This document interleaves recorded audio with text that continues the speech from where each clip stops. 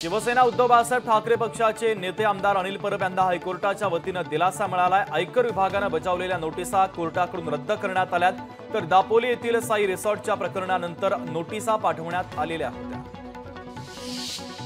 अजित पवार यांच्या ताब्यात असलेल्या माळेगाव सहकारी साखर कारखान्याचे चेअरमन केशवबापू जगतापांनी शरद पवारांची भेट घेतली। गोविंदबाग या निवासस्थानी भेट घेतली असून राजकीय वर्तुळामध्ये चर्चांना उधाण आलंय। मुंबई ठाण्यानंतर जालन्यात देखील भाजपच्या बॅनरवरून आता अजित पवारांचा फोटो गायब झालाय। लाडकी बहीण योजनेच्या बॅनरवर अजितदादांचा फोटो नसून विधानसभेला अजितदादा स्वतंत्र लढणार का अशा चर्चा राजकीय वर्तुळामध्ये चर्चिल्या जात आहेत। छत्रपती संभाजीनगरमध्ये मराठा आरक्षणासाठी पुकारलेल्या उपोषणाचा आजचा 10वा दिवस आहे। मागील 10 दिवसांपासून राजश्री उमरे यांनी उपोषणाला सुरुवात केली असून त्यांची प्रकृती आता खालावलेली आहे।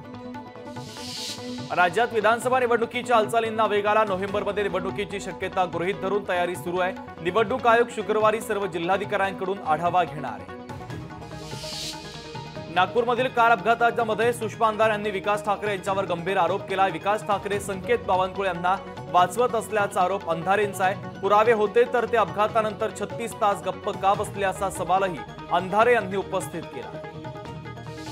माजी केंद्रीय गृहमंत्री सुशील कुमार शिंदे यांच्या वक्तव्याने काँग्रेस कोंडीमध्ये सापडण्याची शक्यता आहे। मंत्रिपदाच्या कारकिर्दीमध्ये जम्मू काश्मीरला भेट देताना घाबरलो होतो असं वक्तव्य सुशील कुमार शिंदे यांनी केलं आहे। काँग्रेस नेता यशोमती ठाकूर यांनी उपमुख्यमंत्री अजित पवार यांच्यावर जोरदार हल्लाबोल केलाय। महाविकास आघाडी सरकार असताना सर्वात जास्त भांडण लावण्याचे काम अजित पवारांनी केल्याचा आरोप ठाकूर यांनी केलेला आहे। रायगडमधील कर्जतच्या जागेवरून महायुतीमध्ये वाद चिघळणार असल्याचे संकेत आहेत। या जागेवर राष्ट्रवादी काँग्रेस दावा करत असून सुधाकर घारे इच्छुक आहेत। हरियाणामध्ये भाजप विरुद्ध काँग्रेस अशी थेट लढत दिसली असली तरी काही प्रादेशिक पक्ष आणि आपमुळे अनेक ठिकाणी निवडणूक अटीतटीची होणार अशी चर्चा आहे। भारतीय जनता पक्षाने देखील निवडणुकीसाठी आता जोरदार प्रयत्न सुरू केले आहेत। राष्ट्रवादी काँग्रेसचे नेते मंत्री धर्मराव बाबा आत्राम यांची मोठी मुलगी भाग्यश्री आत्राम यांच्या बंडामुळे आता अहेरी विधानसभेचं राजकीय समीकरण बदललंय। आजपर्यंत आत्राम काका पुतण्यामध्ये असलेला संघर्ष आता वडील आणि मुलगी असा बनलेला आहे। काशी मथुरा येथील मंदिरं आणि वक्फ विधेयकाच्या संदर्भात विश्व हिंदू परिषदेने नुकतीच 30 निवृत्त न्यायाधीशांची बैठक घेतली। या बैठकीमध्ये वाराणसी आणि मथुरा येथील मंदिरांच्या मुद्द्यासह धार्मिक प्रश्नांवर देखील चर्चा झाल्याचं सांगितलं जात आहे। काँग्रेसकडून उमेदवारी मिळाल्यानंतर विनेश फोगाटनं मोठं वक्तव्य केलं। आयुष्यामध्ये बऱ्याचदा असे प्रसंग येतात की तुमची इच्छा नसतानाही तुम्हाला काही गोष्टी कराव्या लागतात। मी माझ्या वडीलधाऱ्यांचा आशीर्वाद घेऊन हा निर्णय घेतल्याचं विनेश यांनी म्हटलेलं आहे। सोलापूर विमानतळ लवकरच प्रवाशांसाठी आता सुरू होणार असून जिल्हाधिकाऱ्यांनी विमानतळाची पाहणी केली असून डीजीसीएची टीम संध्याकाळी विमानतळाची पाहणी करणार आहे। बार्शीचे अपक्ष आमदार राजेंद्र राऊत आरक्षणाच्या मुद्द्यावरून आता आक्रमक झाले आहेत। राजेंद्र राऊत यांनी मराठा समाजाला ओबीसीतून आरक्षण देण्याच्या मागणीसाठी विशेष अधिवेशन बोलावण्याची मागणी केली आहे। विधानसभा अध्यक्ष राहुल नार्वेकर यांच्याकडे त्यांनी ही मागणी केलेली आहे। भाजपचे मुर्जी पटेल हे अंधेरी पूर्व विधानसभा मतदारसंघामध्ये महायुतीकडून इच्छुक असल्याची माहिती समोर आली, तर ही जागा शिवसेनेला सुटण्याची दाट शक्यता असल्याने मुर्जी पटेल यांनी मुख्यमंत्री एकनाथ शिंदे यांची भेट घेतलेली आहे।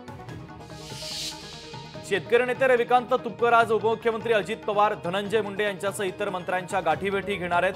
बुलढाणा जिल्ह्यामध्ये अवकाळी पावसामुळे झालेल्या नुकसानीच्या संदर्भात एक बैठक देखील होणार आहे। केंद्रीय मंत्री अनुराग ठाकूर यांनी शिवसेना आणि काँग्रेसवर निशाणा साधलेला आहे। यूपीएच्या काळात गृहमंत्रीच लाल चौकामध्ये जायला घाबरायचे, तर सर्वसामान्यांचे काय हाल असतील याची कल्पना न केलेली बरी असं म्हणत आजच्या कार्यकाळात लाल चौकात कुणीही जाऊ शकत असल्याचा दावा ठाकूर यांनी केलेला आहे। काळजी घेतली जात नसल्यानं फवारणीतून विषबाधा होण्याच्या घटनांमध्ये सातत्यानं वाढ होत चालली आहे। वाशिम जिल्ह्यामध्ये मागच्या 6 महिन्यामध्ये 47 जणांना तर 22 ऑगस्ट ते 9 सप्टेंबर या कालावधीत 20 दिवसात 8 जणांना फवारणी करण्याच्या दरम्यान विषबाधा झाल्याच्या घटना घडलेल्या आहेत। स्वच्छता ही सेवा 2024 अंतर्गत स्वभाव स्वच्छता संस्कार स्वच्छता या मोहिमेचा शुभारंभ 18 सप्टेंबर रोजी होणार आहे। तर या मोहिमेमध्ये सर्व शासकीय विभागांनी सहभागी व्हावा असं आवाहन रत्नागिरीचे जिल्हाधिकारी एम देवेंद्र सिंह यांनी केलेलं आहे। हिंगोलीच्या गांगलवाडी रस्त्याची मोठी दुरावस्था झाली। या प्रमुख रस्त्यावर खड्डे पडल्याने रस्त्याची चाळण झाली असून अनेक छोटे मोठे अपघात झालेत। त्यामुळे तात्काळ रस्त्याची दुरुस्ती करण्याची मागणी वाहन चालकांच्या वतीने केली जाते। लासलगाव मनमाड बाजार समितीमध्ये कांद्याच्या दरामध्ये क्विंटल मागे 200 ते 250 रुपयांची घसरण झाली। तर कांद्याचे भाव स्थिर ठेवण्यासाठी नाफेड एनसीसीएफनं खरेदी केलेला कांदा खुल्या बाजारामध्ये येणार असल्याच्या चर्चेमुळे ही घसरण झालेली। नाफेडच्या कांदा खरेदीचा व्यवहार पुन्हा चर्चेमध्ये आला। शेतकऱ्यांना पंतप्रधान कार्यालयामध्ये केलेल्या तक्रारीची दखल घेत नाफेडच्या कांदा खरेदीची विशेष पथकाच्या वतीने अधिकाऱ्यांची तब्बल 3 तास चौकशी करण्यात आलेली आहे।